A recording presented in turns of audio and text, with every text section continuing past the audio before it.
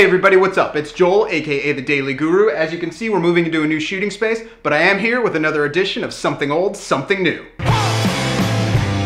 Today for Something Old, we're going back to one of my all-time favorite albums. This is one of the most important albums in all of jazz history. It's Pharoah Sanders and his amazing 1969 record, Karma. Now, a lot of jazz people call this the holy trinity of jazz saxophone players, where you have John Coltrane as the father, Albert Ayler as the Holy Ghost, but there's no question, Pharoah Sanders is the son. He's one of the few people in music history who worked with both of them, and you can hear both of their influences in his own style. While Pharoah Sanders recorded a ton of amazing music, there's no question that this is where he's at his best, and it all comes down to the A side of this album, the absolutely brilliant The Creator Has a Master Plan. This track clocks in at over 30 minutes, and most of the time when you get a song of this length, the artist tends to have these lulls or loses focus at some point. From end to end, it's nothing short of phenomenal. It doesn't even feel like it's that long. It's one of the coolest moments in all of music history. When you look at it in its tone, its structure, its style, The Creator Has a Master Plan blows everything else out of the water. Pharoah Sanders completely rewrote the books on jazz with this album. Much of the brilliance of this record comes from the way that Sanders is able to interact with James Spalding, and just the way that he plays the flute, the fluttering, or just these hypnotic passages and the way they melt together. He's in a class all his own. Yet there's no question that all across Karma, it's all about Pharoah Sanders. Though there's a lot more overblowing or almost short bursts than traditional jazz saxophone, there's this control, this relaxed feeling that comes across in how Pharoah Sanders plays,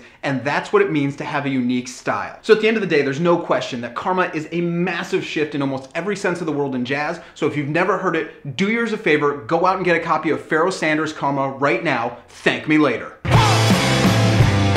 Alright guys, today for something new, we have a record that came out earlier this year. It's quickly becoming one of my favorites. It's the brand new record from Roots Manuva, and it's called 4everevolution. Now, if somehow you don't know who Roots Manuva is, please go buy yourself a clue. For well over a decade, Roots Manuva's been bringing his unique brand of hip-hop to everything from the cinematic orchestra to gorillas to his own stuff. And when you combine that with his massive solo catalog, there's no question he's one of the greatest MCs of the last decade. While Roots Manuva spent a majority of his career pushing the boundaries on hip-hop in a number of different directions, there's no question that 4everevolution represents his creative apex. He's rarely sounded as good as he does here. The album runs the entire gamut, from dubstep orchestrations to almost garage rock sounds to really hard, heavy bass hip-hop, and whether he's clashing together electronica and punk rock, or he's just taking a standard hip-hop approach, it always sounds perfect. Then of course there's the dazzling lyrical display that Roots Manuva has built his career on, and one can easily make the case that he's able to put more meaning and more depth into a single line than most MCs can put into an entire song. Taking on all of the socio-political issues of the day, Manuva is unapologetic, but he's absolutely on point with everything he says. There's this confidence, this swagger, this almost wisdom that Roots Manuva brings to every single line he delivers, and throughout the album, he proves that age is absolutely irrelevant to making great hip-hop rhymes.